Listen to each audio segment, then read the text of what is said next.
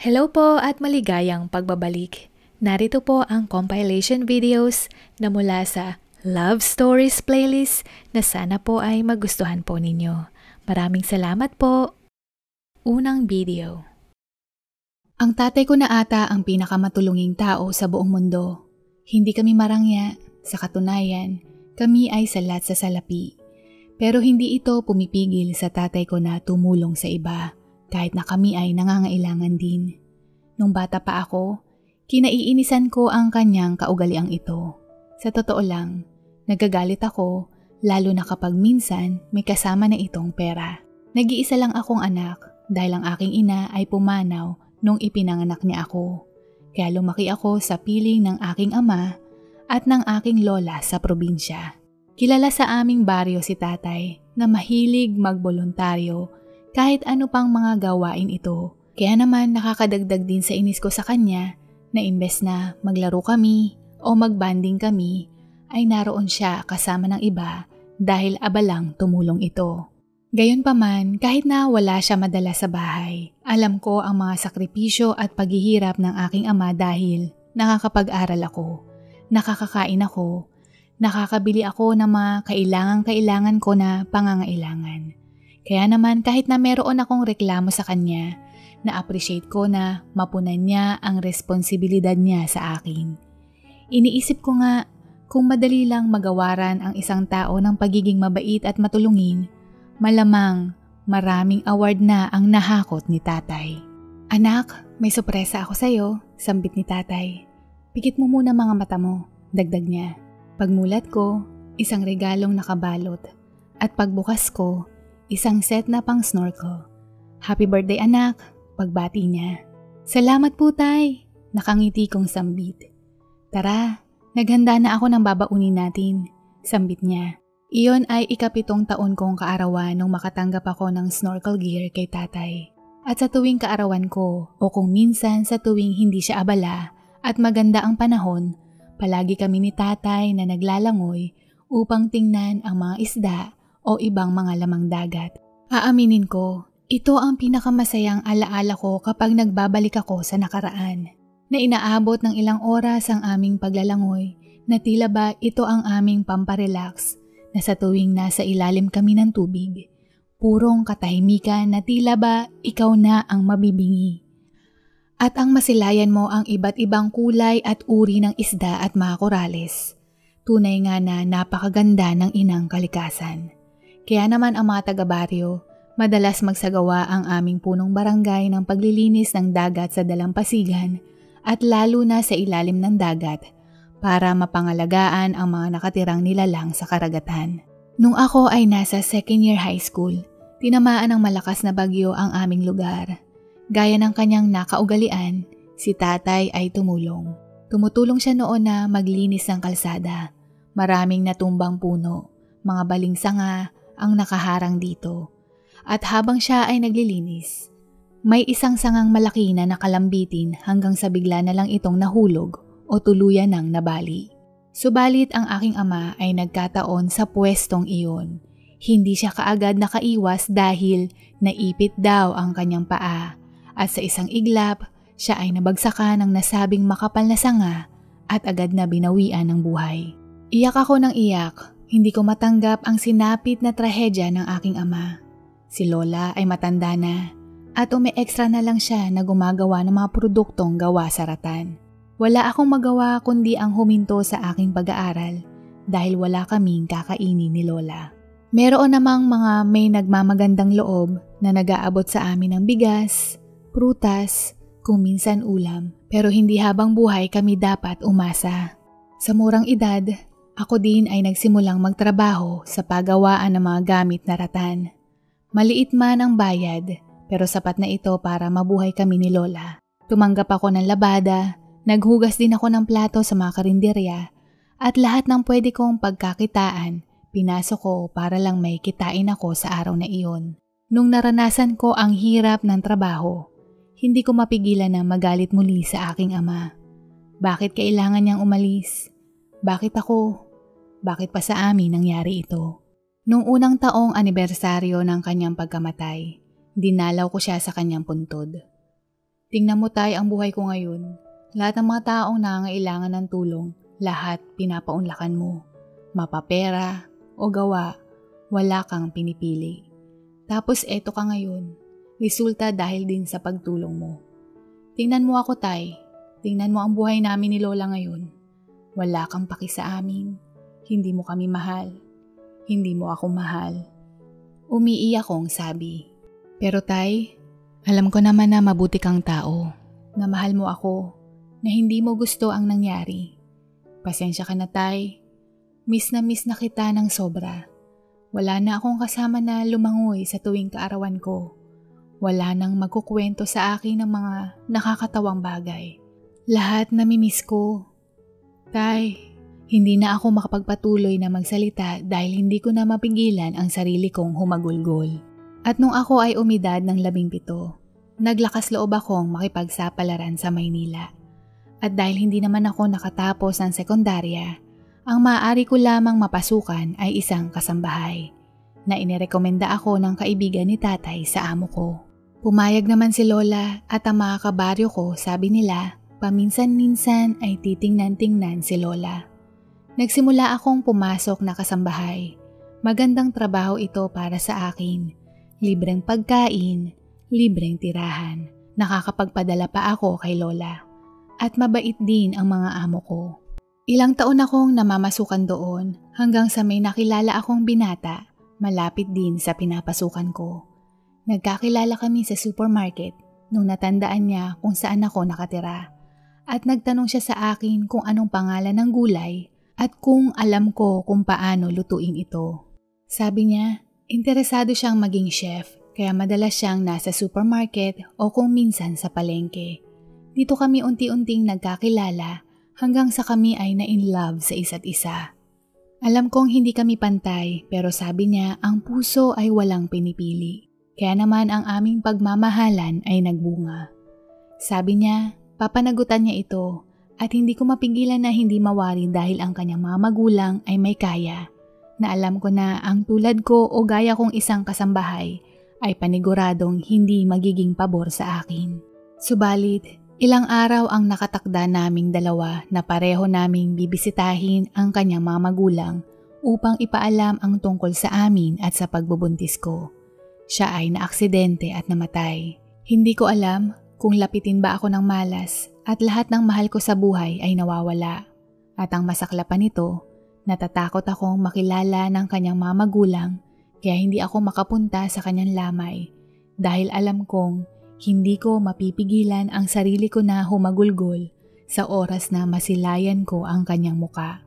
Lumipas ang panahon, ang tiyan ko ay hindi ko mapigilang lumaki at kailangan ko nang sabihin ang totoo sa aking amo. Pinayuhan nila ako na kausapin ang mga magulang ng yumao kong nobyo.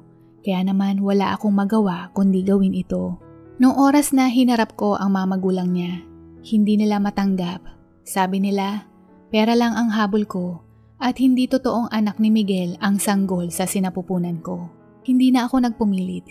Hindi ko kailangan ipagsiksikan ang sarili ko, kaya ako ay umalis at nagpasalamat sa oras na pinaunlakan nila akong makita.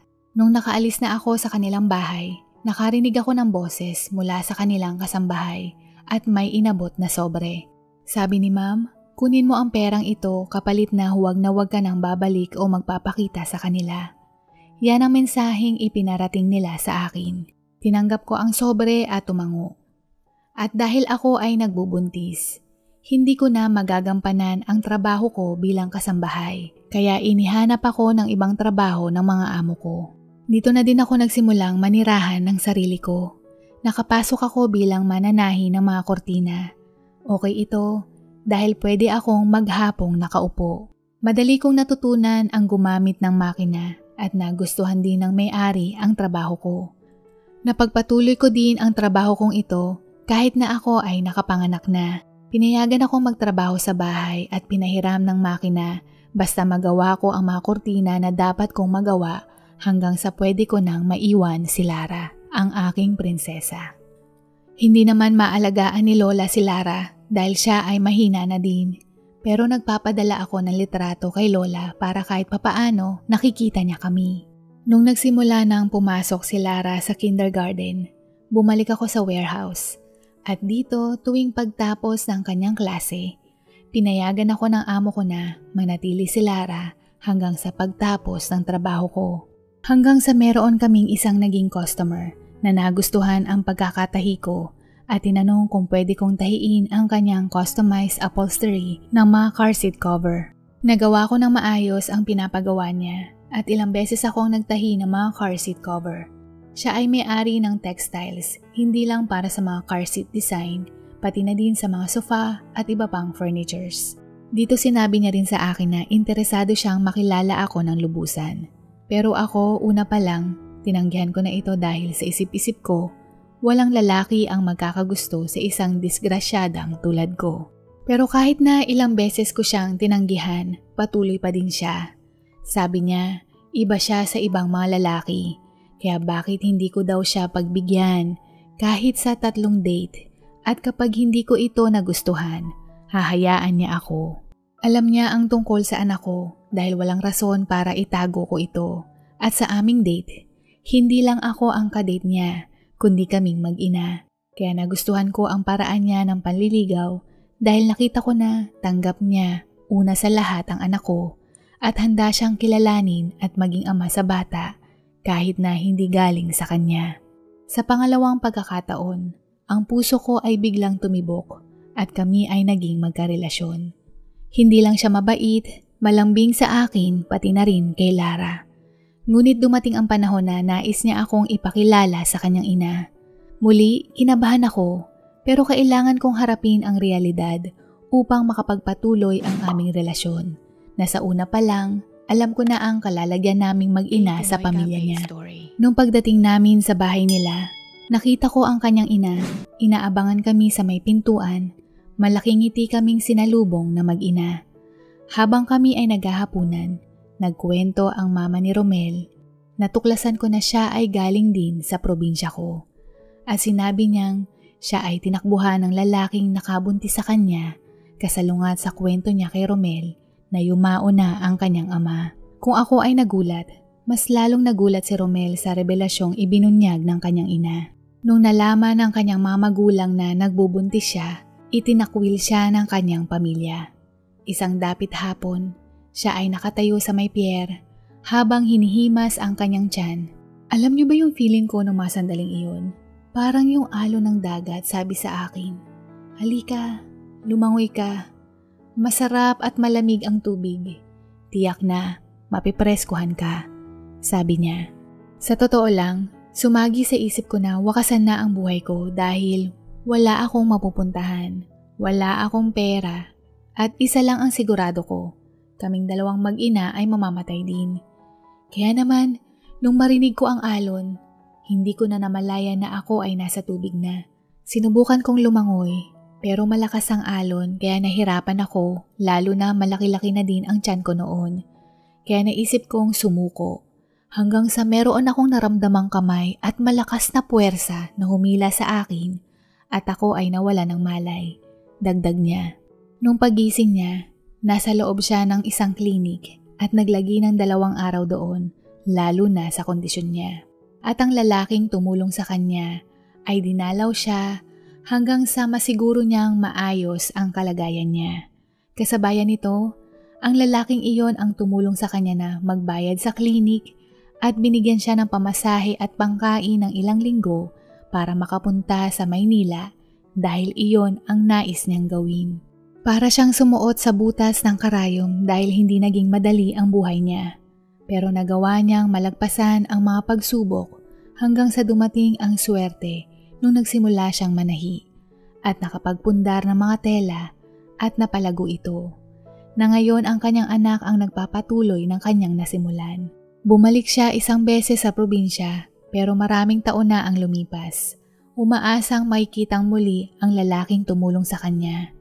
Ngunit dahil hindi man lang niya alam ang pangalan nito, kahit 2 araw niyang nakita ang lalaking sumagip at tumulong sa kanya, kaya siya ay bigo at hindi alam kung saan magsisimula. Iha, katulad mo din ako noon. Isa pa, pareho tayo ng probinsya, kaya huwag kayong mahiya at maging komportable kayo ni Lara sa bahay. Wika niya sa akin. Matapos ng gabing iyon, ilang beses na kaming nagkita hanggang sa nag-propose ng kasal sa akin si Romel.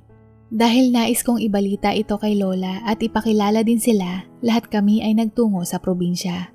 Nung pagdating namin sa bahay, habang inaasikaso ko si Lola, biglang napasigaw ang nanay ni Romel. Siya!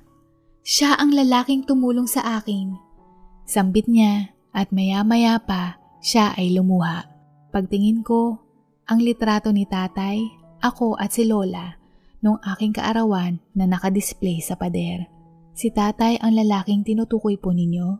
Tanong ko. Hindi siya nagsalita at dali-dali niya akong niyakap ng mahigpit na halos hindi na ako makahinga. Salamat sa Diyos. Natagpuan ko din siya. Salamat, salamat. Wika niya habang nakayakap sa akin. Pwede mo ba akong samahan sa kanyang puntod? Tanong niya. Nung hapon ding iyon, nagtungo kami sa puntod ni tatay. Cardo pala ang pangalan mo. Salamat at pinagtagpo tayong muli. Humihingi ako ng paumanhin sa iyo dahil hindi ko man lang nasuklian ang mga tulong mo sa akin. Utang ko sa iyo ang buhay ko at ng anak ko. Kaya ito ang ipinapangako ko. Hinding-hindi ko pababayaan ang anak mo at apo mo. Ligtas at sisiguraduhin kong maayos ang kanilang buhay. Maraming salamat. Sabi niya. At muli, hinawakan niya ang aking kamay at nilara ng mahigpit. Magmula ngayon, tayo ay isa ng pamilya. Maikli niyang sambit sa amin.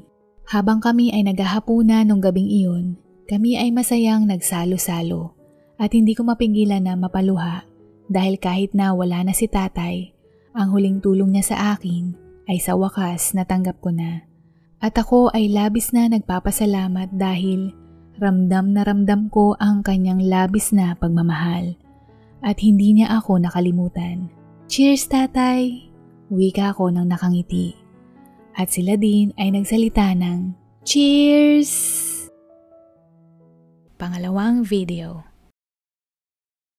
Isang araw, habang kami ng aking nobya ay nasa loob ng isang restaurant upang magdiwang ng aming engagement. Dahil nung araw na iyon, ako ay nagpropose sa kanya. Na pinagplanuhan at pinag-ipunan ko ang singsing ng halos 6 na buwan, maibigay ko lamang kahit maliit na sukat na diamante na ilalagay ko sa kanyang daliri. Sa loob ng nasabing restaurant, meron kaming napansin.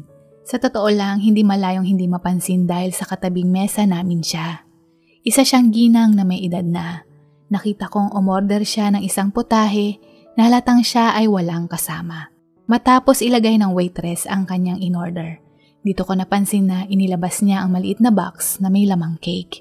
Maya-maya pa, nilagay niya ang isang maliit na kandila at saka nagsimulang umawit ng Happy birthday to you, happy birthday to you. Nagkatinginan kaming dalawang magkasintahan dahil parehong pumasok sa isip namin ang awa dahil mag-isa siyang nagdiriwang ng kanyang kaarawan. Hinawakan ko ang kamay ng aking nobya at saka ako tumango ng bahagya at ganoon din siya. Pareho na kami nang iniisip dahil sa ilang taon naming kaming magkasama. At saka ako nagsimula din kumanta dahil magkalapit lamang ang aming mesa. Kasabayan nito, kumanta din ang nobya ko na noong mga sandaling iyon ay fiancé ko na. Happy birthday to you, happy birthday to you. Happy birthday, happy birthday, happy birthday to you. At habang kumakanta kami, pumapalakpak kaming dalawa. Nung nagsimula kaming kumanta, tiningnan kami ng ginang pero hindi niya kami pinigilan bagko siya ay ngumiti at sumabay din sa aming kumanta. At nang matapos na kaming kumanta, ipinikit niya ang kanyang mga mata at saka hinipan ang kandila. Yay! Happy birthday, ma'am! Bati ko. Happy birthday po sa inyo. Bati naman ang fiancé ko. Salamat sa inyo, iho-iha. Pero ang totoo niyan, hindi ko kaarawan.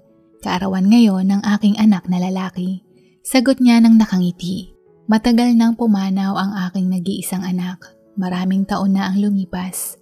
At taon-taon, pinagdiriwang ko ang kanyang kaarawan dito sa restaurant na ito dahil paborito niya ang kare-kare dito. Dagdag niya, parang biglang nadurog ang puso ko para sa kanya dahil alam ko din ang pakiramdam ng mawala ng mahal sa buhay. Ang mga magulang ko ay matagal nang nilisan ang mundo, kaya ramdam ko ang sakit at pangungulila ng ginang. Tinawag ko ang waiter at sinabing pag-iisahin namin ang aming mesa. At dito nila kami tinulungan pagdikitin ito at noong araw na iyon, hindi lang engagement naming magkasintahan ang aming ipinagdiwang, pati na rin ang kaarawan ni Marco na anak ng ginang. Naibahagi niya sa amin ang kanyang buhay. Bata pa lang ang kanyang anak noong ito ay pumanaw sa kadahilanang ito ay nasagasaan ng isang sasakyan sa tapat ng kanilang bahay habang ito ay naglalaro. Bukas noon ang kanilang gate. Nakikipaglaro ito sa kanyang mga kalaro sa kapitbahay ng bola hanggang sa gumulong ang bola palabas ng kanilang tahanan at sakto namang merong dumaang sasakyan at ito ay nabunggo. Halos 2 buwang itong nasa ICU pero hindi na nakayanan ng bata at ito ay tuluyan ng nawalan ng buhay. Magmula noon, nilamon ng labis na kalungkutan ang ginang, nawala ng ganang magpatuloy sa buhay na hanggang sa pati ang kanyang mister ay hindi rin kayang makita siyang ganoon na kahit anong tulong nito, hindi niya maibalik sa dati ang ginang at dito na sila naghiwalay. Nang ibang bansa ang kanyang mister at doon meron ng bagong pamilya. Kaya ang ginang ay matagal nang nag-iisa. Pumapasok sa trabaho at nabubuhay pero sabi niya sa amin, ang kaluluwa niya ay matagal nang nawala. Kumbaga, matagal na din siyang pumanaw ngunit ang katawang lupa niya ay buhay pa kaya hindi pa niya malisa ng tuluyan ang mundo. Nagpatuloy siyang ganito ang kanyang buhay na sa bawat araw-araw na nais man niyang umalis pero tila ba hindi pa binibigay ng Panginoon ang kanyang nais. Matagal na siyang mag-isa. Sabi niya, kahit nung bata pa lamang din siya dahil maging siya mismo ay nag-iisang anak din.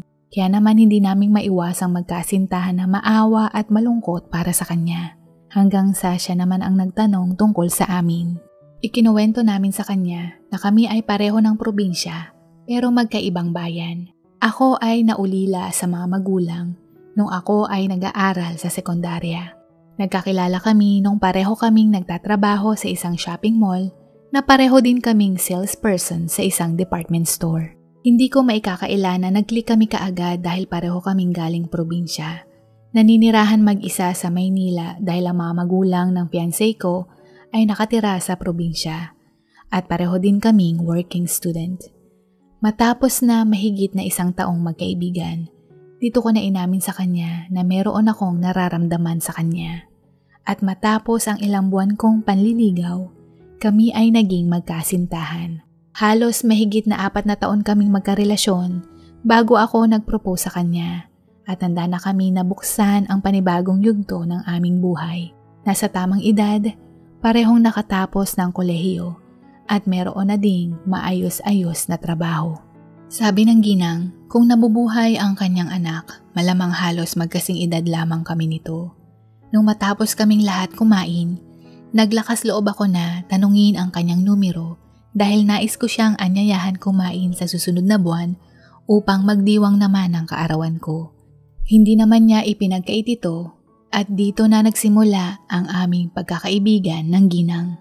Marahil awa o maaaring pangungulila pero noong mga oras na nakita ko siya sa nasabing kainan, magaan ang loob ko sa kanya. Marahil may kinalaman ito sa tagal ng panahon wala akong mga magulang at nung mga sandaling nagkukwento siya, nais kong mapalapit sa kanya. Dahil maging ako mismo, batid kong meron din akong nakabaong lungkot dahil maging ako, lumaki ding mag-isa. Kaya ramdam ko o alam ko ang nararamdaman ng ginang. Dito din ako nagsimulang magpadala ng text sa kanya na nag-umpisa sa simpleng pagbati gaya ng kumusta po, magandang umaga, ingat po kayo palagi, magandang gabi at iba pa. Hanggang sa humantong ito sa madalas na pagpapalitan ng text messages at nagkukwentuhan tungkol sa mga nangyari sa amin noong araw na iyon. At nung dumating ang kaarawan ko at ng nobya ko, kasama namin siyang nagdiwang. At hindi lang iyan, inimbitahan din namin siya sa aming kasal na ginanap sa probinsya, na siya ang tumayong bilang pangalawa kong ina sa araw ng aking simpleng kasalan. Nung araw ng kasal ko, namumuo ang kanyang luha dahil pakiramdam daw niya para na din siyang nakadalo sa kasal ng kanyang anak at siya ay nagpasalamat sa amin. At kami din ay nagpasalamat sa kanyang pagdalo at pumayag na maging bahagi ng pagdiriwang na iyon. Nung bumalik kami sa Maynila, binuksan din ng ginang ang kanyang tahanan para sa aming mag-asawa na sabi niya, imbes na magbayad kami ng malaking presyo sa upa, nais niyang kaming tumira sa kanyang tahanan. Matanda na ako at meron sana akong simpleng hiling. Nais kong masaksihan ang saya at sigla muli ng aking tahanan bago man lang ako tuluyang lumisan sa mundo. Wika niya. Ilang beses kaming tumanggi dahil ayaw naming isipin ng iba na pinagsasamantala namin ang pagkakataon, ngunit sabi niya, hindi ko naman kinuha sa kanila ang bahay at perang pinambili ko dito. Ako ang may-ari at ako ang masusunod.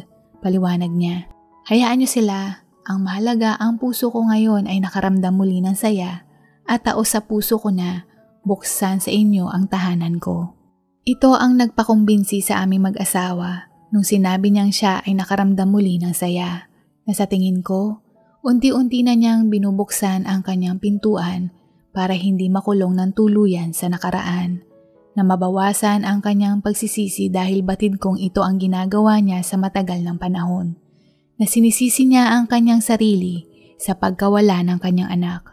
Habang hindi pa nagbubuntis ang aking misis, pareho kaming nagtatrabaho at dahil libre ang aming bahay, kami na ang nagkusa na bayaran ang mga bayarin gaya ng kuryente, pagkain, tubig at iba pang gastusin. Kahit ilang beses siyang nag-aabot sa amin, hindi namin ito tinatanggap dahil kalabisan na ito para sa amin.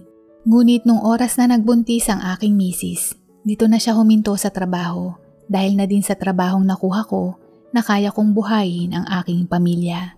Samantalang ang misis ko, itinoon ang atensyon sa kanyang pagbubuntis at sa pag-aalaga sa ginang na nung mga oras na iyon, siya ay retirado na, wala na ding ibang pinagkakaabalahan at mahina na rin ang katawan. Ang ginang at ang misis ko ang laging magkasama sa bahay sa pagbili ng mga kailangan, panonood ng mga programa sa telebisyon, sa pamamasyal at iba pa. At hindi naputol ang tradisyon ng ginang na magdiwang ng kaarawan ng anak niya sa naturang restaurant. Pero sa pagkakataong ito, hindi na siya mag-isa, kundi kasama na niya kaming kumakanta at nagdadaos nito. Sa mga lumipas na panahon, ang pamilya ko ay lumaki at nasaksihan din ng ginang ang aming mga anak na tinawag niyang mga apo. At kami mag-asawa ay kanyang mga anak. At kami naman ni misis ay tinawag siyang Nanay Eva na kanyang palayaw.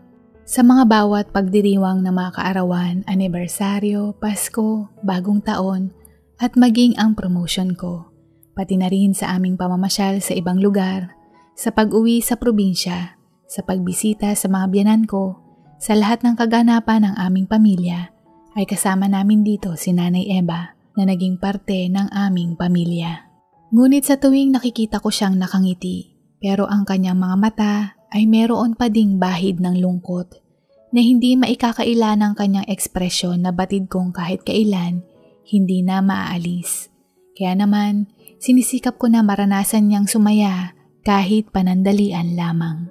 Sa ngayon, hindi na namin kapiling si Nanay Eva, pero bago siya lumisan, malinaw at tandang-tanda ko pa ang kanyang huling mga salita. Salamat mga anak dahil ipinaramdam niyong muli sa akin ang magkaroon ng pamilya. Maingay, makukulit na bata, pero masaya at puno ng pagmamahalan. Na nagamit kong muli ang salitang anak, na hindi ko makakalimutan ang lahat ng kabaitan niyo at pag-aalaga sa akin. At higit sa lahat na ikinatataba ng puso ko, ang tunay niyong pagmamahal mula sa inyong mag-asawa hanggang sa mga apo ko. Iiwan ko sa inyo ang bahay na ito at ipagpatuloy niyo na mapanatili ang ligaya, pagbibigayan at pagmamahalan sa tahanang ito. Handa na akong lisanin ang mundo na may mapayapa at masayang puso dahil itinuring niyo rin akong tunay at parte ng inyong pamilya. At sana'y maipasa niyo ang ganitong kaugalian sa mga susunod pang henerasyon. Tunay at labis akong nagpapasalamat, Miko, Leia, mga anak ko. Hawak niya ang aming mga kamay at nung ipinikit niya ang kanyang mga mata, Nakita kong bahagyang ngumiti ang kanyang labi. Natunay ngang siya ay nagpaalam na maluwag ang kalooban at may saya sa puso. Lumuluha kaming mag-asawa habang niyayakap namin siya ng mahigpit at hinalikan sa kanyang noo. Senyalis na kami ay nagpaalam na din kay Nanay Eva. Salamat po Nanay Eva, bulong ko. Nung siya ay lumisan, dito sinabi sa amin ng kanyang abogado ang gagawin sa kanyang natitirang hiling. Nanais niyang ilibing sa tabi ng kanyang anak. Sa natitira niyang salapi na idinonate namin sa ampunan na kanyang nais. At yung titulo ng bahay at lupa na ililipat sa pangalan naming mag-asawa matapos naming bayaran ang donor's tax. Isa na sa tradisyon ng aming pamilya ang magtungo sa restaurant kung saan namin unang nakita at nakilala si Nanay Eva. Dahil maniwala kayo sa hindi, ang petsa ng kanyang pagpanaw ay pareho din ng kaarawan ng kanyang anak. At ito ang aming pamamaraan na pinangaralan siya dahil sa kanyang kabaitan, pasasalamat at pagiging parte ng aming pamilya, na tinanggap niya ang dalawang estrangherong magkasintahan na nagkataong kumain lamang ng mga sandaling iyon. Sa tuwing ako ay nagninilay-nilay na may mga kaganapan sa ating buhay na hindi natin aakalaing mangyayari, na hindi natin inaasahan, mabuti man o masama. Pero iisa lang ang natitiyak ko, na tunay nga ang salitang tadhana, na hindi ito para sa magsing-irog lamang, bagkos pati rin sa mga ordinaryong mamamayan na tulad namin nila Nanay Eva, na marahil ganito talaga gumalaw ang kapalaran, lalo na kung ito ay itinakda, na pinagtatagpo at pinagkukrus ang landas ng mga taong dapat magkita at magbigay ng kahulugan sa buhay ng bawat isa. Dito na po nagtatapos at sana po ay nagustuhan po ninyo ang mga kwentong ito. Hanggang sa muli, paalam at God bless po!